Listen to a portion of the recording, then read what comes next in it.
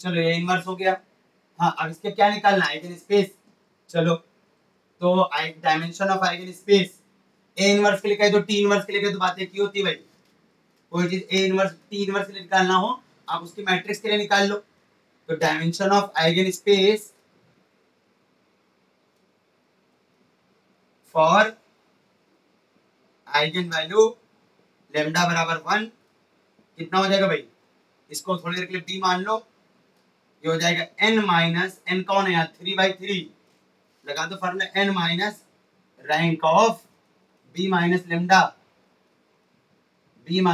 आई, n कौन है यहाँ 3, रैंक ऑफ लेमडा कौन है 1, b माइनस आई, और b माइनस आई सबको निकाल लोगे, b माइनस आई कितना आएगा भाई, अरे आइडेंटिटी मैट्रिक्स है ना 1 0 0, 1 में से 1 गया 0 -1 0 0 0 -1 और 0 0 0,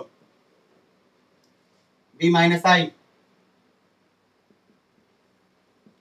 इसकी रैंक कितनी आएगी भाई, इसकी रैंक आएगी 2, तो 1 आएगा आंसर, रैंक इसकी 2 आएगी भाई, b माइनस आएगी। लो खत्म, बढ़िया भाई तक ध्यान उतर गया था, बहुत बढ़िया किया बताया भाई।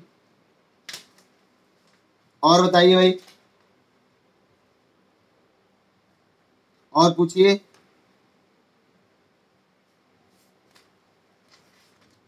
आगे नहीं पहुंचे क्या,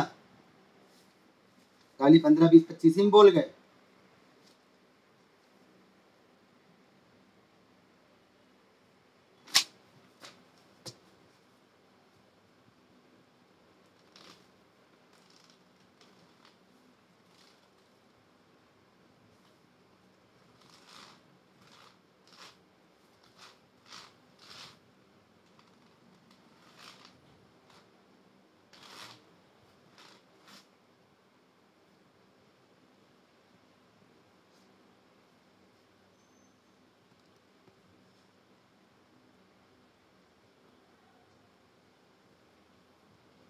नहीं पूछ रहे हैं, फिर क्या किया जाए भाई, आगे बढ़ाया जाए।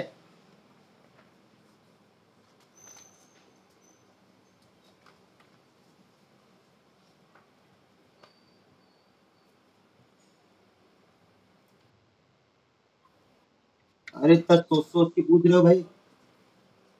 चलो देखो भाई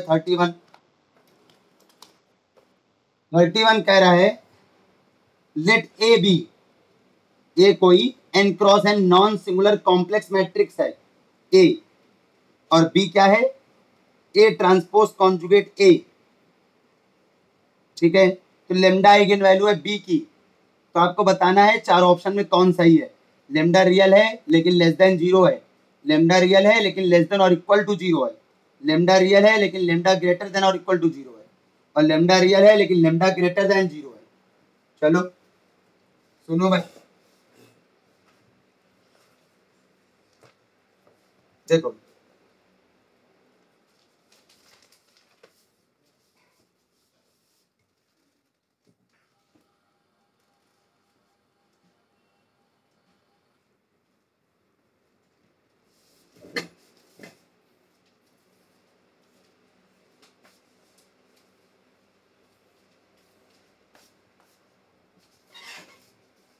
चल,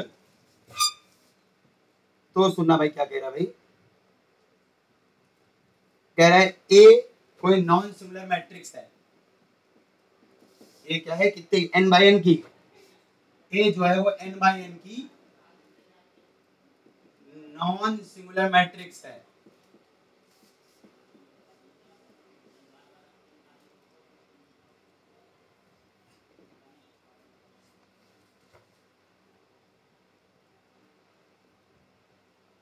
अच्छा, और बी जो है ए ट्रांसपोज कॉन्जुगेट ए है, ए ट्रांसपोज कॉन्जुगेट ए। आगे ठीक है, लेमडा क्या है, लेमडा इज आइगन वैल्यू है बी की, ठीक है।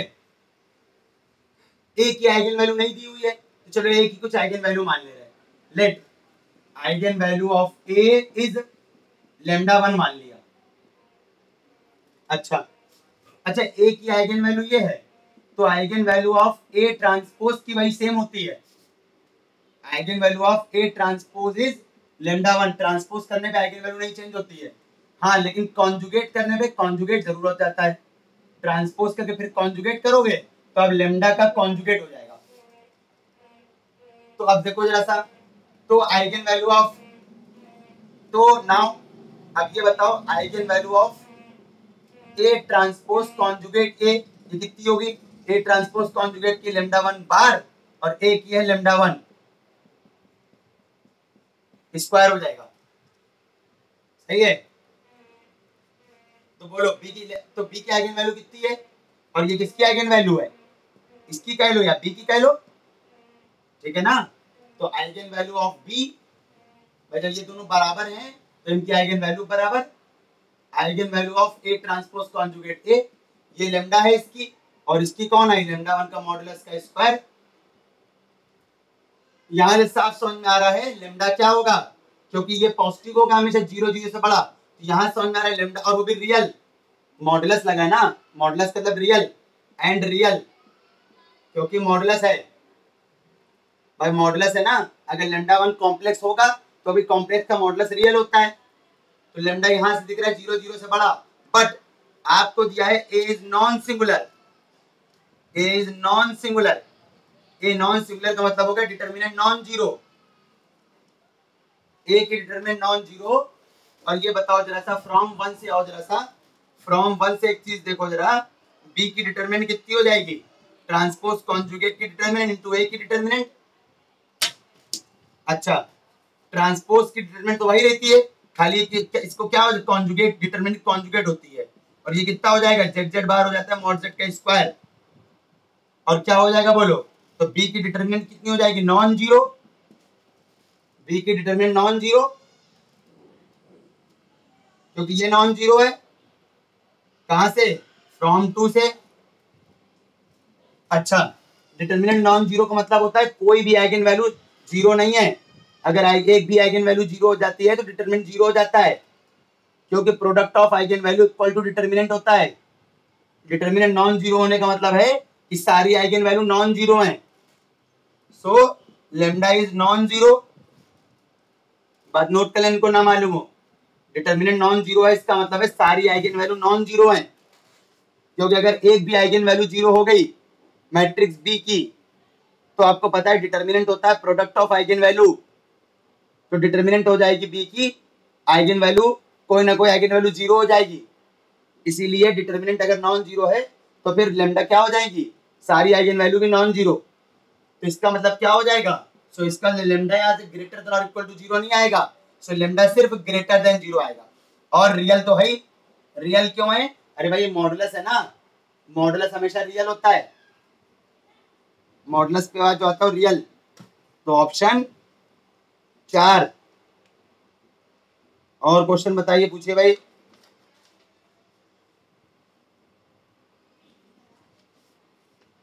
लगाए नहीं ज्यादा में लगता है, कहा था कम से कम 50 तक तो लगा लेना भाई।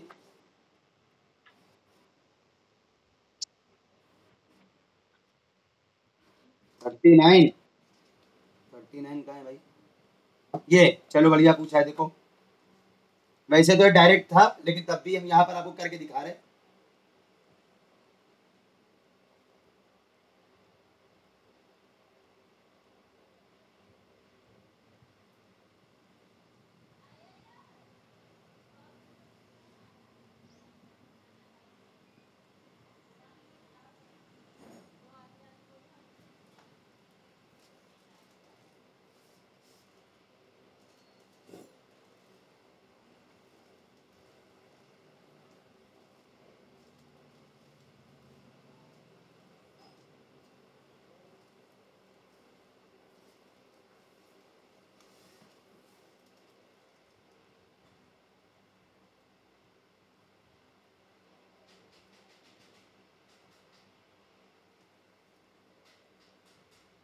कह रहा है A is n cross n matrix with all entries equal to 1।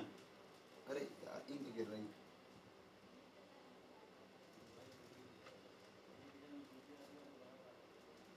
A is n cross n matrix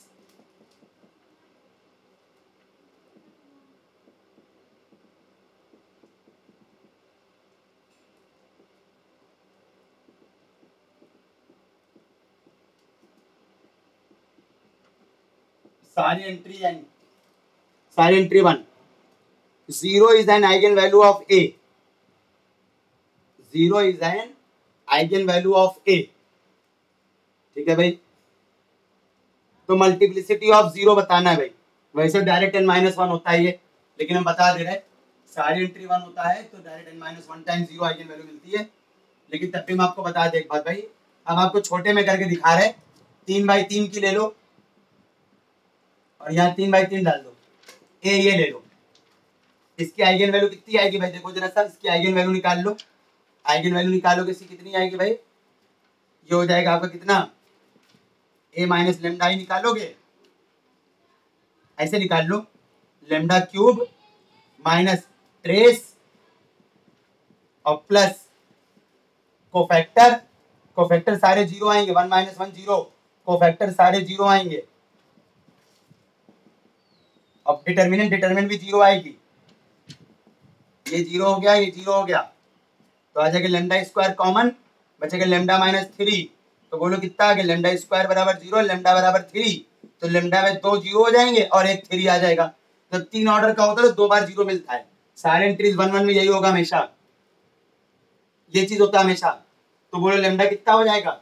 ऐसे ही सिमिलरली यहाँ से बोल दो देख के, ऐसे 4/4 लोगे. अगर एक को 4/4 लोगे, सारी एंट्री 1, सारे 1 1 1 1 1 कर लेना भाई. 4/4 लोगे तो लेमडा की वैल्यू 3 बार 0 मिलेगी, एक बार 4 मिलेगा. ऐसे n बार n लोगे तो लेमडा की वैल्यू n-1 बार 0 मिलेगा और एक बार n मिलेगा. याद रखना डायरेक्ट. एक बार 2 2 2 के लिए निकाल लेना. एक बार सब लोग एक बार 2 2 2 के लिए और 3 3 3 के लिए निकाल के देखना क्या आ रहा रिजल्ट. चेक करना रिजल्ट, बल्कि ए के लिए कर लेना. सारे एलिमेंट ए कर देना, ठीक है. और 3 × 3 4 × 4 के लिए चेक करना. सारे एलिमेंट ए कर देना. सारे एलिमेंट ए मतलब सेम कर देना, बस समझ लो. ये चेक करना आप खुद, जैसा हो मैं बताना.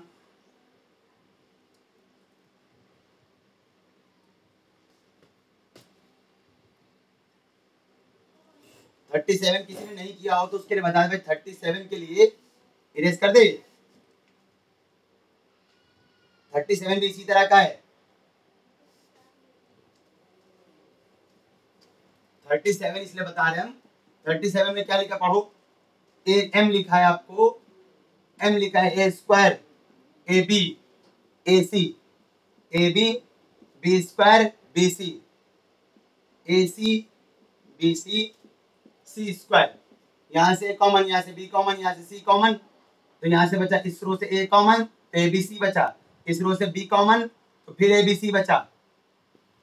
इस रो से सी कॉमन फिर ए बी सी बचा. इससे ए कॉमन, इससे बी कॉमन, इससे सी कॉमन. ए स्क्वायर बी स्क्वायर सी स्क्वायर हो गया. 1 1 1 1 1 1 1 1 1 ये हो गया. ठीक है ना. इसकी आइगन वैल्यू कौन होती है भाई? इसकी आइगन वैल्यू जो होती है वो क्या होता है भाई? 0 0. और भाई इसकी आइगन वैल्यू पूछ रहे ना, तो आइगन वैल्यू ऑफ m कितना हो जाएगा? आइगन वैल्यू ऑफ m, ये स्केलर ऐसे पड़ा रहता है और इसकी आइगन वैल्यू कितनी हो जाएगी? इनकी आइगन वैल्यू होती है 0 0 और 1 सॉरी 3. यही तो होती है इसकी आइगन वैल्यू. अभी बताया था जब सारे एलिमेंट 1 होते हैं 3/3 किए तो 0 0 3, तो कितना आ गया बोलो? 0. आइगन वैल्यू कितनी हो जाएगी? 0 0 3 ए स्क्वायर बी स्क्वायर सी स्क्वायर. तो 2 आइगन वैल्यू 0 होती हैं और एक आइगन वैल्यू नॉन जीरो, क्योंकि एबीसी नॉन जीरो दिया है. एबीसी नॉन जीरो है, गिवन है एबीसी नॉन जीरो है. जब एबीसी नॉन जीरो है तो इसका मतलब एक eigen value zero non zero होगी. ये जीरो और ये आइगन वैल्यू नॉन जीरो. तो वही पूछ रहा था 37 नंबर में पूछ रहा है कि कितनी आइगन वैल्यू नॉन जीरो होंगी. तो option last, option 4, only 1 non zero eigen value. ये तो जीरो है, ये तो जीरो है, ये नॉन जीरो आइगन वैल्यू, क्योंकि एबीसी नॉन जीरो है इसलिए. और बोलिए भाई. और पूछिए भाई।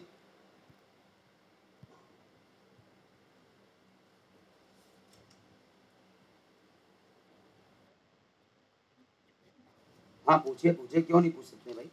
9.3 का डाउट पूछिए, खोल लिया हमने, जल्दी से बोलिए।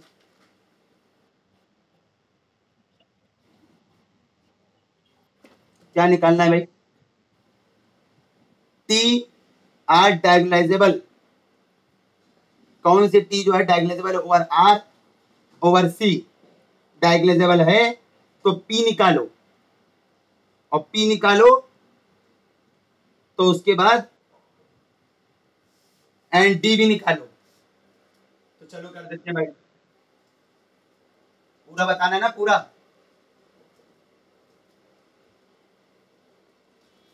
संजीत पूरा बताना है पूरा।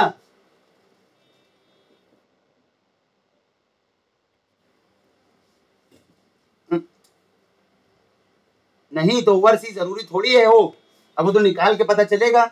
अगर आइगन वैल्यू कॉम्प्लेक्स नंबर आ रही है तो डायगोनालाइजेबल है कि नहीं है, ओवर सी हो जाएगा। टी क्या दिया आपको, देखो पहले भाई पूरा ही बताना पड़ेगा, ऐसे नहीं समझ में आएगा भाई। 4x plus y minus Z, 9.3 का भाई 4x plus y minus z, 2x plus 5y minus 2z। अगला x plus y plus 2z, तो मैट्रिक्स क्या आएगी आपकी?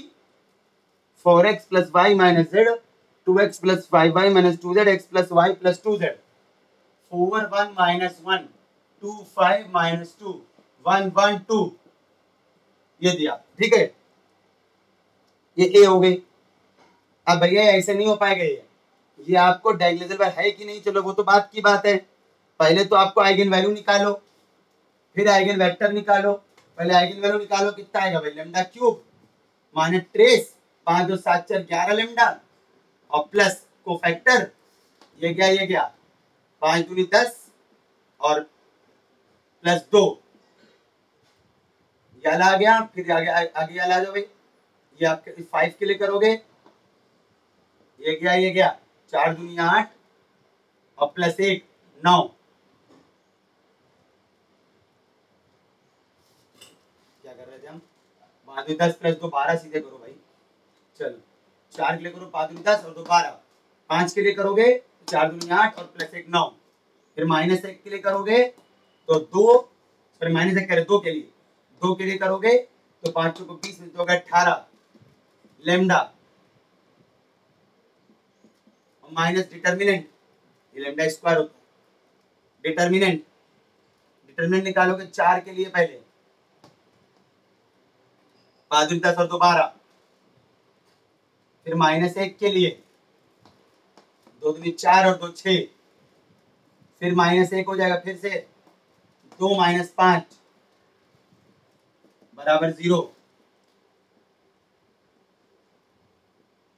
12 18 और 9 27,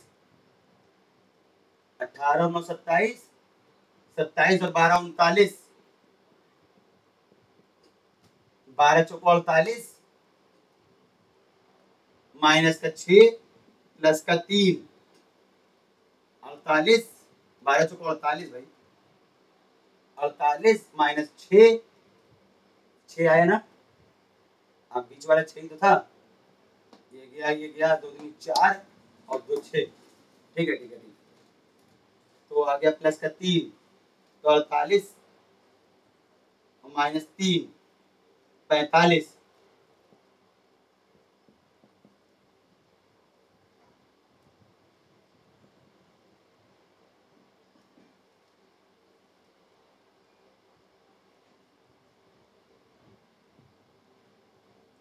ठीक है। अब लेमडा रखो जरा भाई, आइगन वैल्यू सारी निकालो। बहुत खतरनाक क्वेश्चन टाइप का है भाई ये, क्योंकि आपको पी निकालना है। सबसे मेन बात, पी निकालने के लिए आपको आइगन वैल्यू निकालनी पड़ेगी। आइगन पी निकालने के लिए आइगन वेक्टर जरूर निकालना पड़ेगा। डायगोनालाइजेबिलिटी और तरह से पता लगा सकते हैं हम, लेकिन पी निकालोगे तो दिक्कत तो निकालना ही पड़ेगा भाई आपको। लेमडा बराबर 1 रखोगे आएगा, लेमडा बराबर 1 रखोगे 39 और 40 नहीं आएगा। -1 रखो लेमडा, लेमडा -1 रखोगे तो ये 39 -39 लेमडा 3 3 और 5। चलो लिख दिया हम, लिख दिया चलो बढ़िया बता दिया भाई। 3 3 और 5 आ रहा है। तब तो ओवर आर अभी डायगोनलिटी नहीं कह सकते हो अभी आप, क्योंकि अभी लेमडा बराबर 3 का एम तो 3 2 है, लेकिन जीएम नहीं पता है। तो लेमडा बराबर 3 के लिए निकाल लो, या तो अब रैंक निकालो, लेकिन आइगन वेक्टर तो यहाँ निकालना ही पड़ेगा, क्योंकि आइगन वेक्टर बिना निकाले पी नहीं निकल पाएगा। तो पहले आइगन वेक्टर निकालो तभी तो पी निकलेगा। तो अब ये करो भाई A minus lambda I X equal 0। अब लेमडा बराबर 3 के लिए देख लो पहले, बस देखना तो दोनों के लिए आपको। पहले लेमडा बराबर 3 के लिए देख लो, 3 के लिए कहोगे तो ए माइनस 3 आई,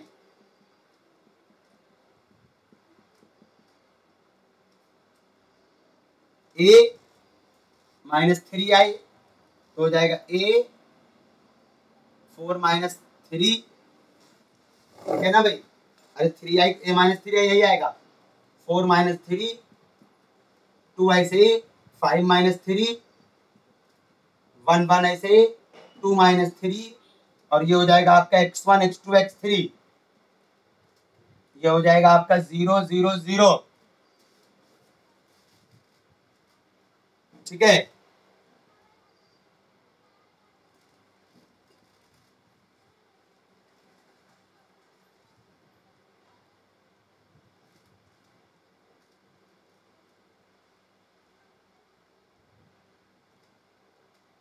ठीक है, कितना आएगा भाई देखो जरा, ये इक्लान फॉर्म में चेंज कर लो, पहले इसको इक्लान फॉर्म में चेंज कर लो।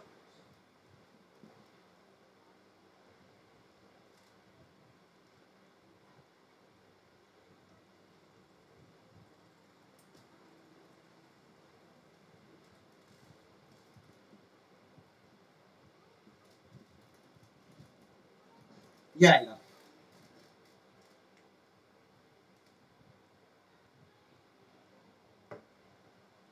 इरेज कर रहे,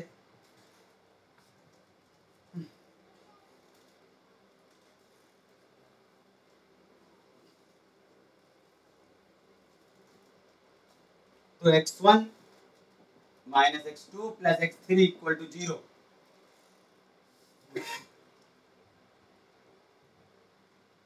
तो पाइवोट वाला छोड़ के बाकी को 1 और 0 मानते हैं। पाइवोट वाला ये है ना, बाकी कौन बचा x2 और x3, इसके ऐसे सॉल्यूशन निकालते थे, याद करिए। चलो x2 बराबर कितना हो जाएगा, या k1 k2 मान लो, आपकी मर्जी है।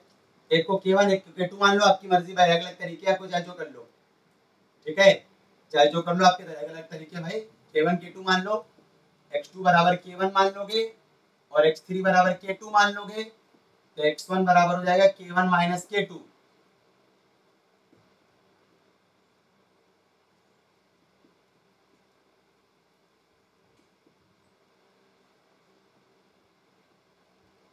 तो आइगन वेक्टर क्या हो जाएगा भाई, x1 x2 x3,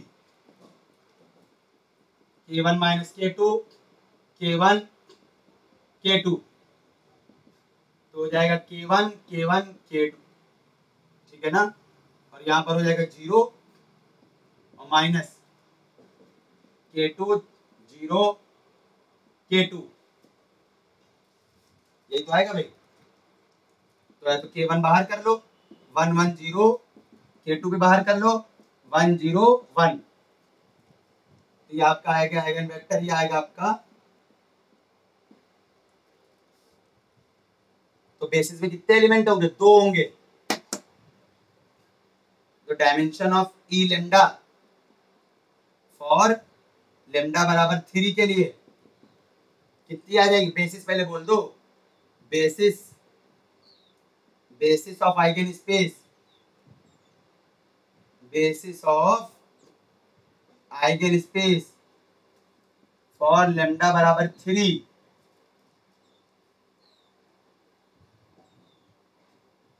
इज कितना हो जाएगा भाई, 110 होगा इसमें, और कौन होगा, ये -1 करो, यहाँ -1 प्लस होता है क्योंकि ये भाई, अब सही है भाई, ऐसे नहीं है, माइनस होता है भाई। एक मिनट, गलत लिखा तुमने, अब सही है, अब सही है भाई, गलत हो गया था वो। K1 माइनस K2 आएगा, सम करके देख लो, गड़बड़ नहीं हो रहा है, ठीक है ठीक है। और ये हो जाएगा -101, तो ये डायमेंशन कौन हो जाएगी, डायमेंशन ऑफ आइगन स्पेस हो जाएगी 2,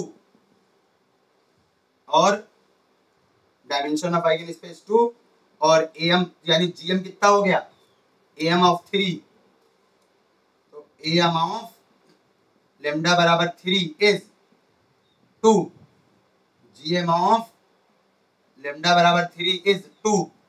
देखो लेमडा भाई डायमेंशन ही तो जीएम होती है, तो एम बराबर जीएम हो जाएगा, किसके लिए, फॉर लेमडा बराबर 3 के लिए, लेमडा बराबर 3 के लिए, तो इसका मतलब है डायगोनलाइजेबल है ये। बाकी तो है ही भाई, लेमडा बराबर बाकी बचा 5, वो तो सिंगल है, उसके लिए तो एक आइगन वेक्टर मिलेगा मिलेगा। खाली डाउट वहां पर होता है जहां पर आइगन वैल्यू सेम होती है, जहां पर आइगन वैल्यू अलग है उसके लिए तो एक आइगन वैल्यू के लिए एक आइगन वेक्टर तो मिलता ही मिलता है, वो तो 100% मिलता है, तो उसके लिए तो कुछ सोचना ही नहीं हमको, हमें खाली जब दो आइगन वैल्यू सेम खाली उसके लिए चेक करना है बस।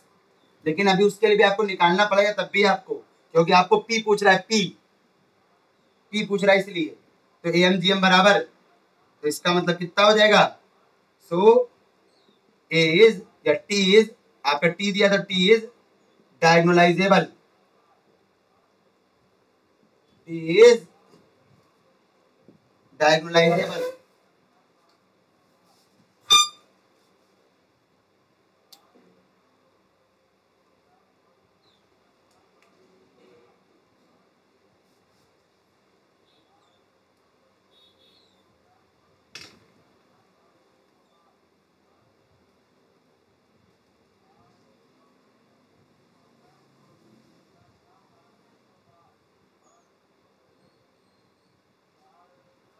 तो ये आपका हो गया भाई।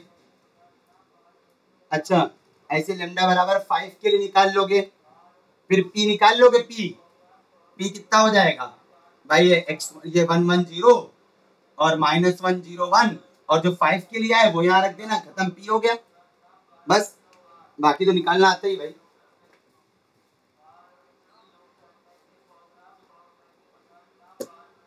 संजीत बताना समझ में आया कि और बताना पड़ेगा, और ये डायगोनलाइजेबल ओवर सी नहीं है, सी पे तो सभी है, ओवर आर सी दोनों हो जाएगी, जब आर पे है तो सी पे तो होती है भाई, लेकिन सी पर डायगोनलाइजेबल है, नहीं सॉरी, जब सी पे है तो आर पे तो होगी, एक मिनट, तो आर पे जरूर होगी भाई, एक मिनट रुकना जरा, हाँ हाँ हाँ, जब ओवर सी पे डायगोनलाइजेबल है तो आर पे तो होगी होगी, क्योंकि आर तो सी का सबसेट होता है, जब ओवर सी पे डायगोनलाइजेबल है तो आर पे जरूर होगी, लेकिन आर पे डायगोनलाइजेबल है तो सी पे हो भी सकती है, नहीं भी, यहाँ भी तो, यहाँ पे भी तो हो सकती है वैल्यू, तो आर पे डायगोनलाइजेबल है तो सी पे हो भी सकती है, नहीं भी। एक मिनट, 2 का 4 आर पे है, सी पे नहीं है, सही है भाई, बिल्कुल सही है, क्योंकि आइगन वैल्यू सारी रियल है, जब आइगन वैल्यू सारी रियल है तो इसका मतलब और डायगोनलाइजेबल आ रहा है, तो इसका मतलब है ओवर आर बोलोगे, सी पे नहीं। हाँ हाँ, क्या हुआ बताइए, थोड़ा तेज से बोलिए भाई, अरे थोड़ा तेज बोलिए, थोड़ा तेज नहीं आ रही है।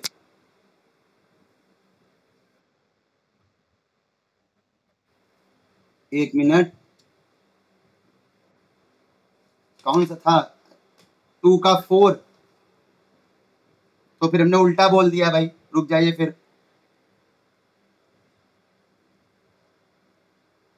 हाँ हाँ उल्टा बोल दिया हमने, उल्टा बोल दिया भाई हमने, जब डायगोनलाइजेबल, क्योंकि भाई एक मिनट, जब रियल नंबर आ रहा है ना, तो रियल नंबर तो कॉम्प्लेक्स का सबसेट होता है, लेमडा कैसे आ रही है, लैंग्वेज लिख रहा है, रुक जाना, वैसे बताने में सही समझ में नहीं आएगा।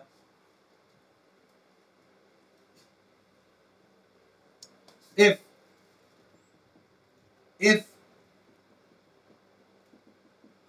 all eigenvalues all eigenvalues of A या टी जो लिख दो भाई are real then diagonalisable and diagonalisable and A is diagonalisable, मतलब डायगोनलाइजेबल होना चाहिए, तो तब then A is diagonalisable over भाई लेमडा रियल है तो ओवर आर, और आर तो सी का सबसेट होता है, आर के लिए कोई चीज ट्रू है तो सी के लिए अपने आप ट्रू है, तो and over C both, over C both, ठीक है। अरे भाई जब आर रियल नंबर कभी कोई रियल कहते हो, अगर आपने कह दिया एक्स रियल है तो कॉम्प्लेक्स तो अपने आप हो गया, क्योंकि कॉम्प्लेक्स में तो दोनों आ जाते हैं ना, रियल इमेजिनरी दोनों आते हैं कॉम्प्लेक्स में, याद रखना ये बात हमने पहले बताई हुई है शायद मेरे ख्याल से। If any of eigen value of A R imaginary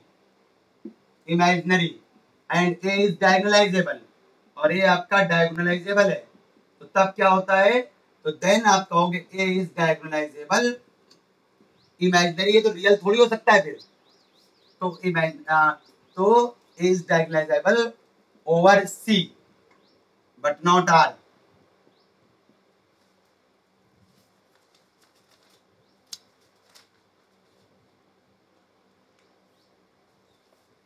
चल बताइए आगे भाई, ऑल की जगह ए नहीं कर लो भाई, जरूरी नहीं सारी हो, एक भी हो जाए तब भी, एक भी आइगन वैल्यू अगर आपकी इमेजिनरी आ गई तो फिर और डायगोनलाइजेबल भी हो जाए तो आप कहोगे ए डायगोनलाइजेबल ओवर सी पे, अब इमेजिनरी आ रही तो ओवर आर नहीं कहोगे भाई, ओवर सी कहोगे आप। चलो भाई और प्रॉब्लम कोई बताइए भाई।